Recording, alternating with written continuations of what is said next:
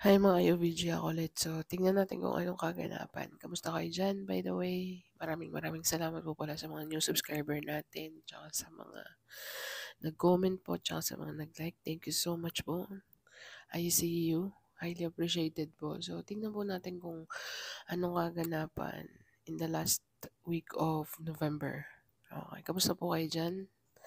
Sana po okay lang kayo. So, let's see. Pasensya na po kung medyo mahina or merong mga sound sa background, pasensya na po. So, tingnan natin. Kaganapan sa ating collective, UVG Collective at the end of the month of November.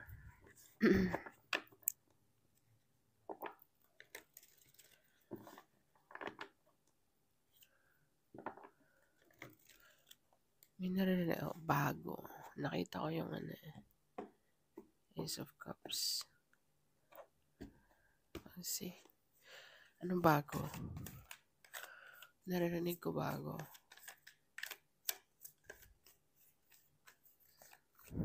Let's see. Bago talaga.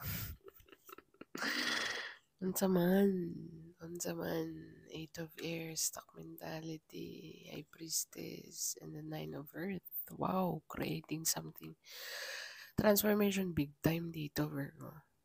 Kaya pala may naririnig akong bago. Wow, ang ganda, men. Nine of Pentacles. So, transformation, Eight of Air, pero nandito ang Eight of Air. So, ibig sabihin, nagdadalawang isip ka or stuck on something physically, mentally, emotionally. Okay, pero merong nafe-feel mo na may naka-install sa'yo. Okay. But at the same time, stuck ka pa dito eh. Or baka sa isip mo lang to. Okay, but intuition, High Priest, tsaka Nine of Earth, i-clarify which card para makita natin kung anong bigger picture dito, Virgo. So, with the Six of Earth, wow. Overall energy. Generosity. Kung anong ginawa mong kabutihan ay siyang babalik sa'yo. So, Six of Air is my generosity card. Six of Pentacles in the traditional tarot. Nine of Earth. Stable, single, smelling good, doing good. Virgo, independent card. So, tingnan natin. Clarify which card.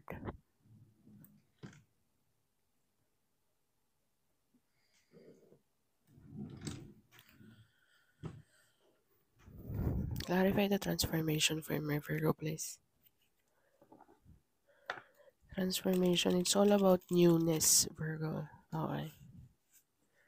Maring naganap na magaganap pa ng kasalukuyang nagaganap kung sa makikita mo maybe 13 is significant. 13 or 2. Okay. Or 8. 3 plus 1, 4. So it's all about stability. Virgo. Let's see at the end of the month. There's a transformation coming in, Virgo, pero stuck mentally, emotionally, physically. Okay. But with the High Priest, nafe-feel mo dito. Together with the Six of Earth. Kung nag-ooperate ka gamit ang heart, Virgo, this is for you. Okay. Genuine energy. People can see your yung pagka-genuine mo sa sitwasyon. Okay.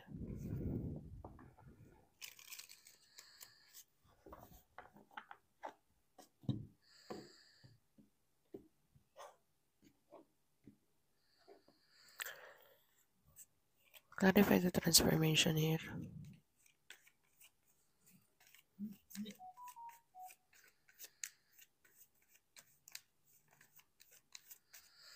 Yung Eight of Air dito, parang may stuck may stuck dito or ikaw lang to, since this is your reading or this is the energy. Just take how it's resonate and leave what doesn't, okay, Virgo? So, let's see. Clarify the transformation, please, for my Virgo. The Sun card. Eight of Swords ulit. May something dito. Merong magte-take place na bago. It's a big transformation, maybe physically, mentally, emotionally, overall. Okay, Virgo, and you are going to be happy. You can feel it, you can sense it, you can smell it. But at the same time, di ka pa makagalaw in some point. Okay, pero na-visualize mo na, nakikita mo na, kung sa makikita mo dito, meron siyang sa noo. Okay. Meron siyang halo ba tawag dyan? Hindi. Meron siyang ano sa gitna ng forehead niya. Parang the sun. Parang sun siya. Okay. Pero nandun pa rin yung Eight of Swords eh. Pag Eight of Swords, Eight of Air. So, this is definitely stuck mentality, mindset, or physically stuck.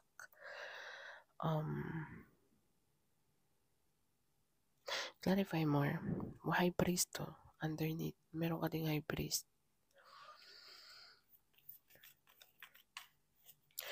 Yung gut mo, may sinasabi sa'yo, Virgo. Pay attention to your intuition. Okay. Yung intuition mo, yun ang mag-guide sa'yo. Okay. Clarify the Eight of Swords.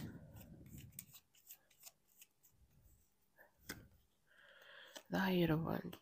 It's all about contract. Maybe contract or legal matter.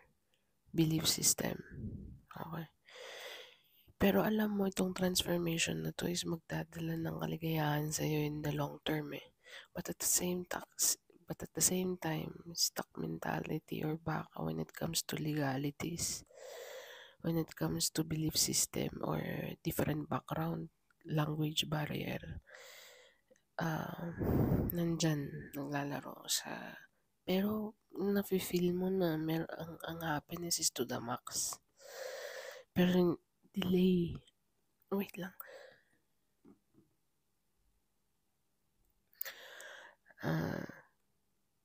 Bakit ko nasabing delay?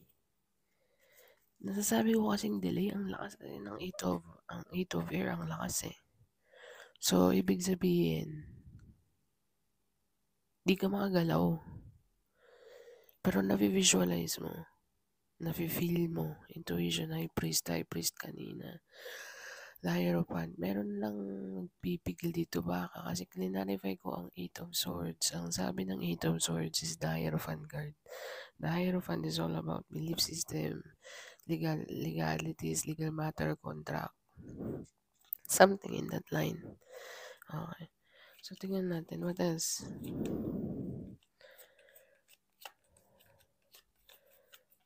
Tell me more about the Hierophant.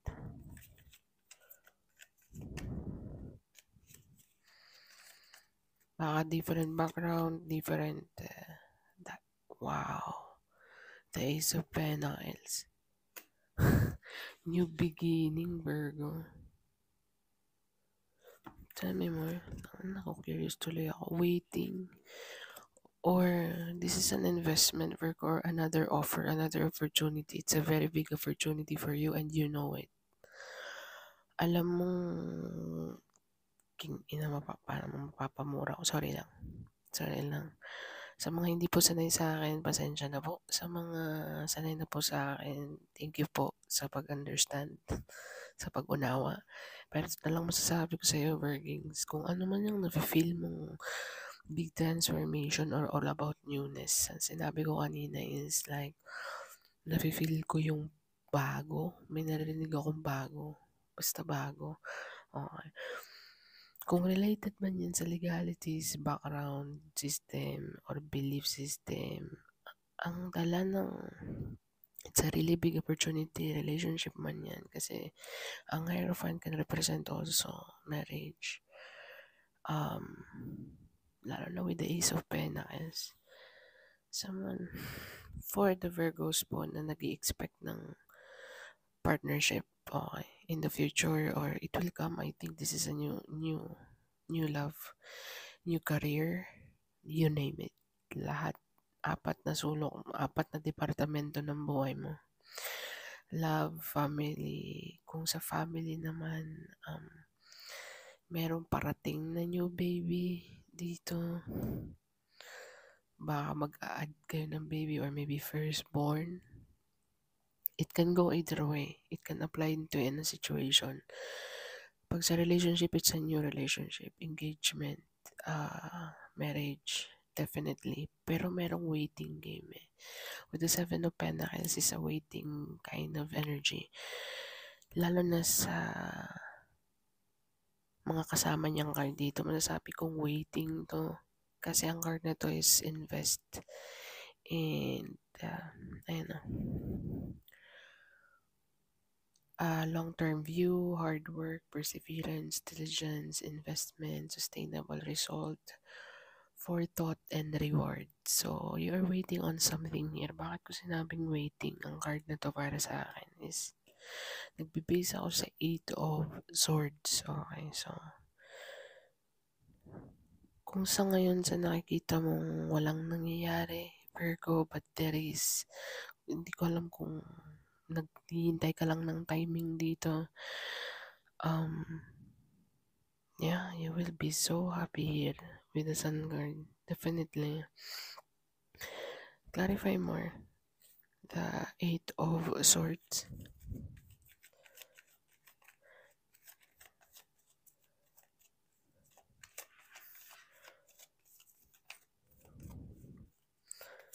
The more na na-visualize mo kung ano man to, Virgo, na nafe-feel mo or minanifest mong pagbabago or transformation na dinidesire mo, grabe, ang mapapaiyak ka, tears of joy.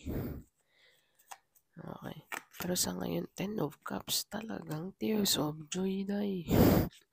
Or maybe, kasi tinanong ko kung ano, i-clarify kung ano yung 8 of Swords. So, with the 10 of Cups, tell me more. Oh, the Devil card. Upright. What else? It's Justice card. What else? The Chariot. Okay, so I can see a karmic relationship here. Hindi ko po alam kung naniniwala kayo sa karmic relationship or whatsoever, pero merong obsession dito once na mag-take place itong transformation. I think both of you is gonna be obsessed. Kasi tingnan mo naman, my God. Hindi ko alam kung ano kayo ng past life. Baka talagang sadyang kayo na nung past life. So, you are going to meet someone here. Okay, Virgo. 10 of Cups. This is definitely an offer. Ace of Pentacles. Family. With the Hierophant card. Belief system. Meron lang kasong naghihinder. Kumbaga, merong obstacle dito. Baka isip mo lang ang naglilimita dito or basta yung fear, nararamdaman ko yung fear ng 8 of Swords. Parang false experience appearing real na sinasabi. Which is hindi pa nga kasi kung may Devil card, obsession is to the max. Together with the 10 of Cups, lahat ng nakapaigot is puro positive. Pera lang sa 8 of Swords at saka the Devil card. Meron kang Justice card. This is the one. Okay. Kung sino man to, kasi Justice at saka the Hierophant, together with the 10 of Cups, the Sun card. Sige nga, sabihin mo sa akin. Both of you nag-go through sa karma na kailangan yung i-absorb, kailangan yung tapusin. And now, hindi ko alam kung it's time. Baka you've already learned your lesson. and the same thing as this person. Once na nafe-feel ko na, for those of you na okay naman ang partnership, maybe you already found your someone, but with the Virgos po na still yearning about someone or with some naghahanap. Okay, so saan na? I think nandito na siya. I think hindi pa kayo nito physically, emotionally, mentally. Oh my God. Tell me more. And yung obsession is like, dang. 10 of Wands. Ang Chariot card is moving past life nga. Grabe ang burden. Grabe ang trauma. Grabe ang burden. Okay, responsibility and things of that nature together with the karma and the chariot. Kung makikita mo tong apat na card na to, it says a lot.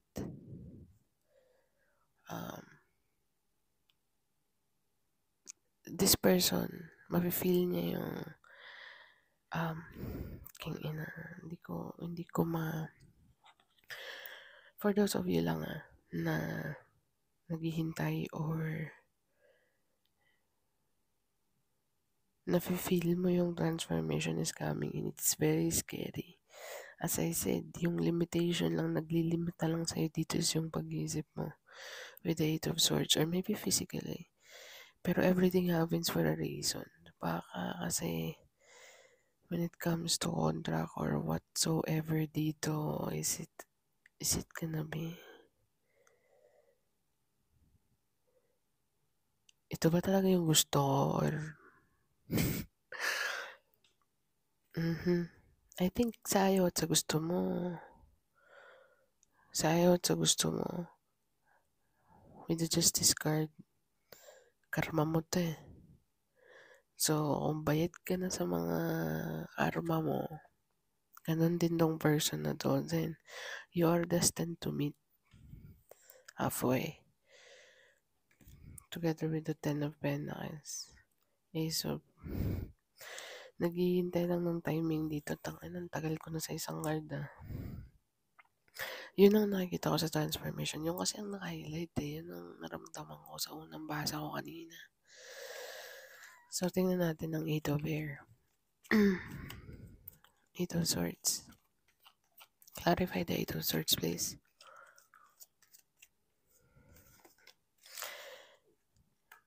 Eight of Swords. So, ang clarification is Ace of Swords.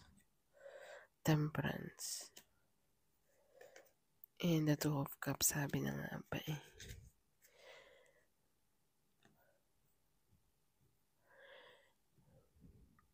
divine connection man ini siya, no? Virgo. If you have someone new dito, I don't know if nag-meet na kayo or hindi pa, but kung makikita mo dito sa tatlong card na to, may natatakot dito na baka natatakot na nai-excite na together with the Two of Cups na baka ikaw nga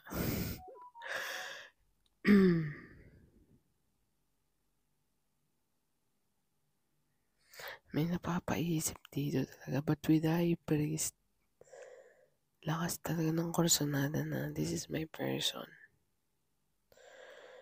This is who am I supposed to be with kind of energy. Two of Cups, my kid in the Temperance.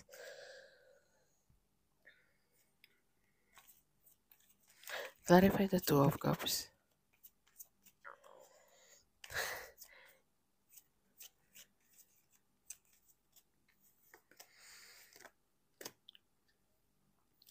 Page of Pentacles and the Death card.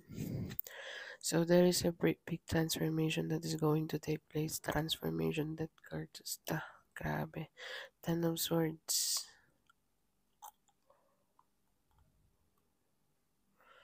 Both of you galing sa painful endings. Okay. Bakit hindi ko alam kung ba't ako na-switch sa love reading? Which is, ito na naman tayo. Nagsilabasan kasi yung Ten of Cups, Hierophant card, Ace of Pentacles, which is family garden. Okay. Baby card with the Ace of Pentacles and the Sun card. Incoming baby or rebirth or hindi. New beginning talaga. Lakas ng new beginning dito. Bago. Bago. Virgo bago. Pero luma. Bago na luma. Nagigits mo ko meaning. I'm talking about the soul. I think divinely guided kayong mag-meet in this lifetime. As I said kanina, karmic. Meaning kailangan kayong may lesson na matutunan each path. Maybe kasi kung makita mo with the Page of Pentacles and the Death card together with the Two of Cups, Temperance, both of you is bond. Yung Eight of Swords ngayon nakuha ko na. Both of you are tied up. Okay. So, yung visualization ka dito na parehas kayong nandito sa Earth, bumaba sa Earth, pero may mga kanya-kanya kayong journey. Okay, and this time around, I think paid off na yung mga karmic debts or na sinasabi. And then, voila. Eto na tayo. Okay, so you've already learned your lesson. Kaya siguro yung mga relationships sa'yo in the past is hindi nag-work out. The same thing din sa person na to. I think you are fully, totally graduate na. Okay. So,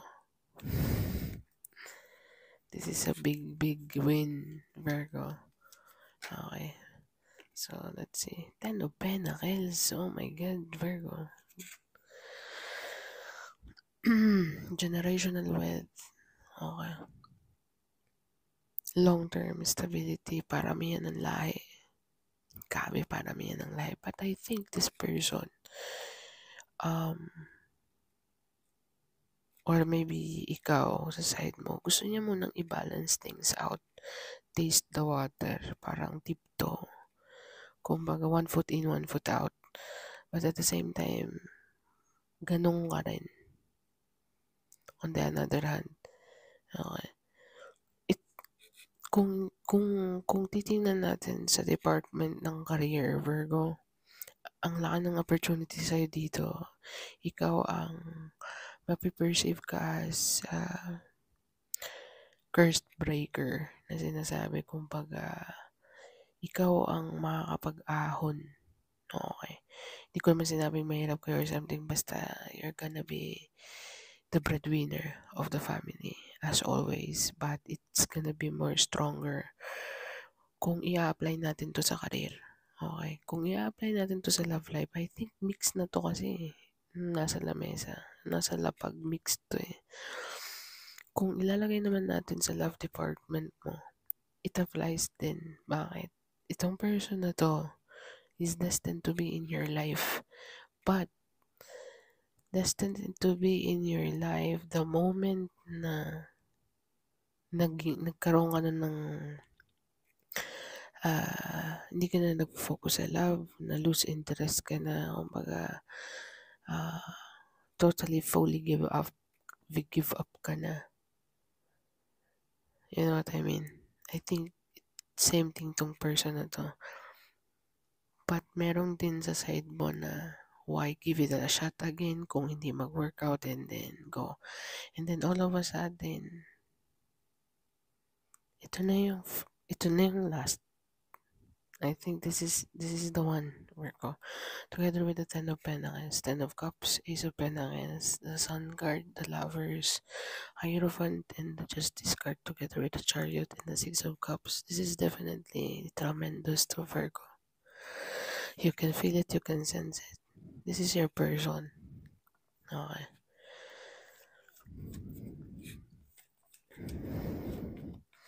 Kung sa career naman ay big transformation ng career. Meron ka ditong upgrade. Meron ka ditong upgrade, promotion, be your own boss. Even though hindi ko pa nakikita dito yung Emperor card, pero you're planning to do so. To be your own boss, with the Ten of Pentacles, Ace of Pentacles, I'm sorry. The Hierophant card. Okay. High Priest.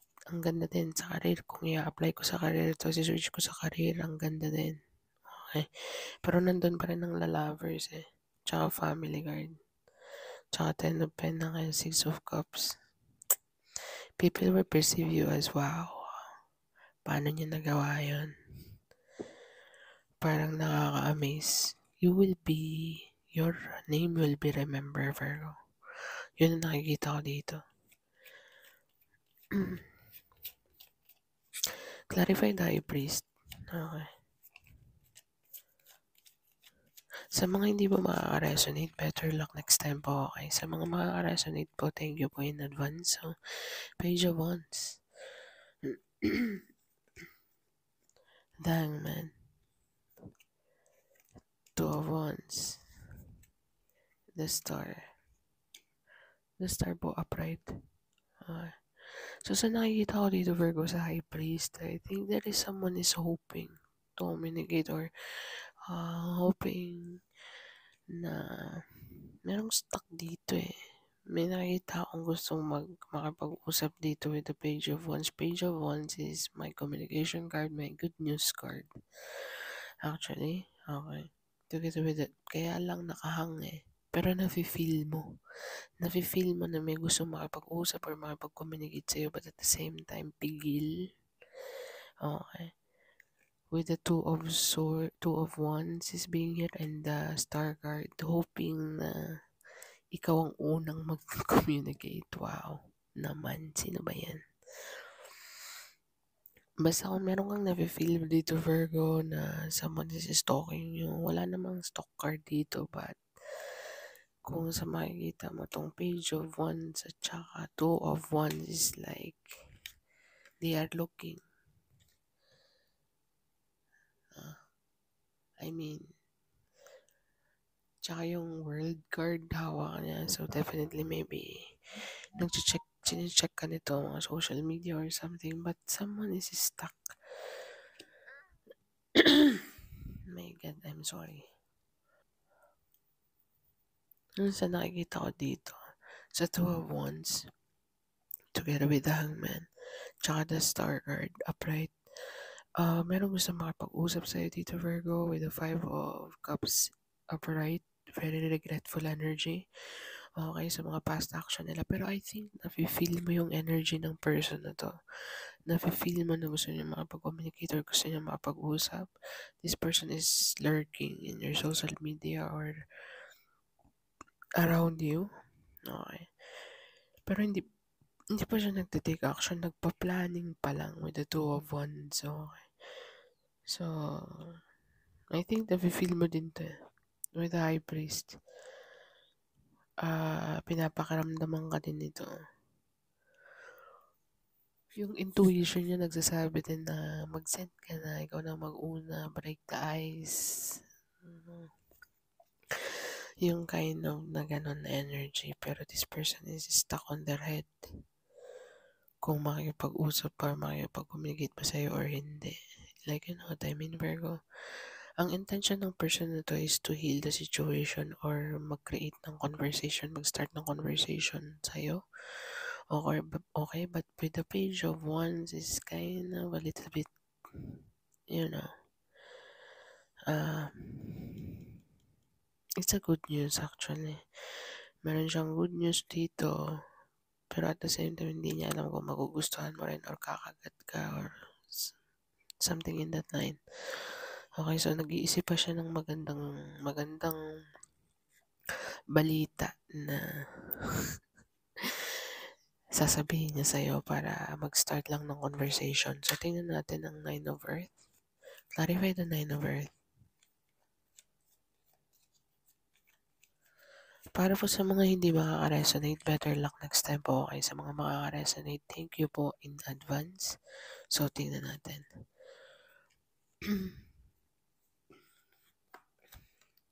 Nine of Cups, Nine of Pentacles, Nine of Cups. Wow, Virgo. Ang ganda ng end of November mo. Queen of Wands. Strength card. Go-getter energy. Go, girl. Okay, together with the Three of Wands and the Hermit card. Gaining knowledge ang card mo nandito. Meaning, you have a lot of wisdom. Okay. Pero yung wisdom, gusto mo pang magka-wisdom sa wisdom na yon. Ewan ko ba't ko nasabi yun, pero nag-introspect ka ng situation dito, ano, o kung paano mo makuha or paano mo ma-achieve goals and desire with the Nine of Cups and the Nine of Pentacles. Go-getter energy, strength card, very fiery. Okay, maybe you are a Virgo with the fire sign, fire in your chart. Okay. Yeah, Virgo. Ang ganda ng last card mo. Nine of Pentacles and Nine of Pentacles is my independent card. Together with the Nine of Cups is your desire, your goals, and things of that nature. Sorry. Dami. Queen of Wands is a go-getter card, go-getter energy, unstoppable energy. Kung ano yung isinet niya sa isip niya, talagang kukunin niya, walang makakapagpigil sa kanya. Lalo na kinumbaynan ng Strength card, Three of Wands, may hinihintay lang dito or nag-o-observe pa. Very calculated ang kung ano man tong pinaplano. Clarify more. The Nine of Pentacles. What is this all about?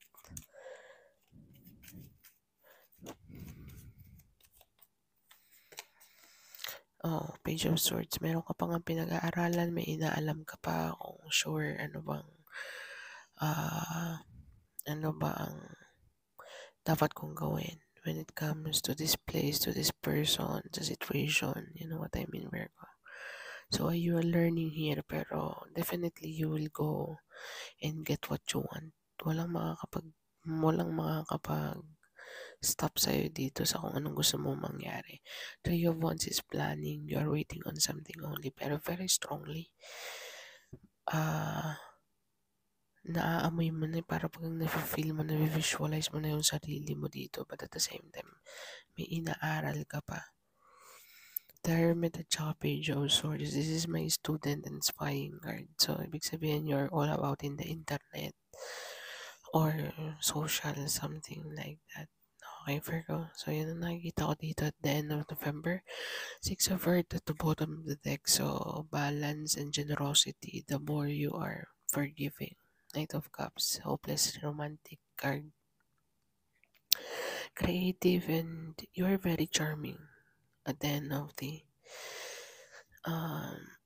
someone wants to offer you a cup dito, Virgo.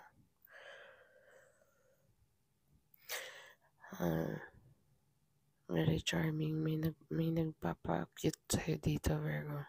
Hindi ko alam kung sino nagpapakit sa'yo at the end of the month. Pero definitely, this person wants to offer you an emotion. Okay. But at the same time, bottom of the deck is Six of Earth.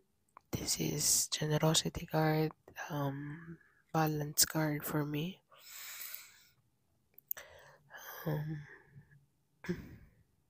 Yung nakikita ko dito, Virgo, alam mo bang parang feeling ko, ayaw kong pasalitain. Ang all of a sudden, para bagang yung lalamunan ko is gumigipit. So, anyways, ang transformation dito is very unstoppable din. So, follow your intuition, Virgo. Yung Eight of Swords is fear. False experience appearing real.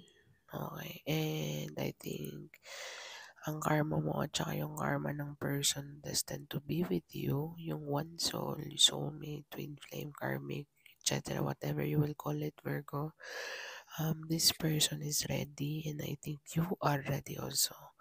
I think you've been through a lot when it comes to relationship na mga hindi nag-work out. Everything happens for a reason, and the same thing din sa person na to. At saka merong isang person dito na gusto mag-communicate sa'yo, makipag-usap, but at the same time stuck pa rin siya mentally. Gusto niyang ikaw ang mag-first move dito.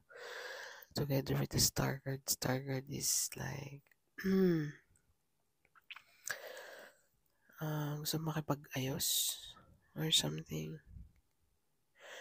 With the Two of Cups, it's a very strong indication. Two of Cups, the Temperance card, Ace of Swords, um, Ace of Pentacles, Ten of Cups, Ten of Pentacles. This is definitely a divinely guided na relationship. Both of you been through a lot na kailangan nyo pagbayaran. Okay. So, I think graduate na siya and graduate ka na rin. So, I think ito na yung biggest breakthrough when it comes to relationship and career. Okay, Virgo. So, yeah. I hope it resonates. So, tingnan natin kung anong advice. Meron ka pang inaaral dito, Virgo. Hindi ko alam kung anong klase, kung ano bang gagawin mo when it comes to this person or when it comes to the place, things. Ewan ko. Pero, lumabas ulit siya. So, ano ba to? The crumbling. Okay, so what are you clinging to? So, yung mga baka-baka dito, Virgo. Okay. Don't cling into the past, or maybe kaya ka merong stuck mentality, false experience appearing real. So, yung trauma, yun ang sinasabi na stuck sa past. Parang ayaw na mag-try ng bago kasi nawalan ka na ng gana. Pero I think it's not the end of the world, Virgo, para sa love department and career department mo. Okay, because there is a big transformation, death card and transformation. This is definitely tremendous, Virgo. Big event in your life that is going to take place. Breakthrough, Virgo. Let's see. Tell me more. Soul family. Call in your tribe. You don't have to do it alone. So, I think energetically, itong person na to is you're calling in your soulmate or family. I think this person, as I say kanina, this is your person. Whomever it is, Virgo, trust your path. Okay. So, if you knew you would be supported, what would you do? Okay, so, of course, leave it to the divine, Virgo. Sit back and relax. Basta alam mo nang you do the work. Okay, with the seven of Pentacles. You do the work, you invested, tinanim mo. So, nag-iintay ka na lang ng ani dito. Okay. So, this is huge, Virgo. You are divinely guided, and this person is divinely guided also to meet you. So, mirror who or what is triggering you. So, may nagmi-mirror dito, Virgo. Baka itong high priest or baka itong person na gusto makipag-communicate sa'yo. Nagmi-mirror ring kayo dito. Okay. The same thing, hindi ko alam kung na-meet mo na tong person na to, but I think it's not yet physically. Okay. Pero you can feel each other's energy. This is not a past person. This is a past life connection. I just want it to be clear. Okay. Tingnan natin kung ano ang ano ang angel message number mo.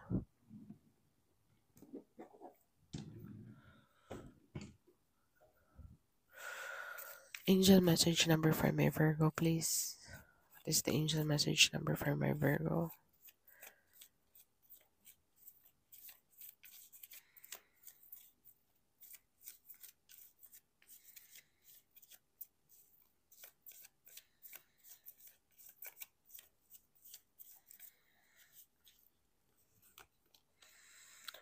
Meron kang 7, 8. Wow. 787. So, Google mo siya, Virgo 787, angel message number. May mensahe ka po dyan, maaaring makaresonate sa sitwasyon mo. So, this is what I have for you, Virgo. Thank you for being here anyway. Pasensya na po kung medyo matagal. Thank you for being here. Thank you for watching, Virgo. Thank you po in advance, actually, sa mga makaka-resonate. So, thank you for being here. Thank you for watching, and bye for now.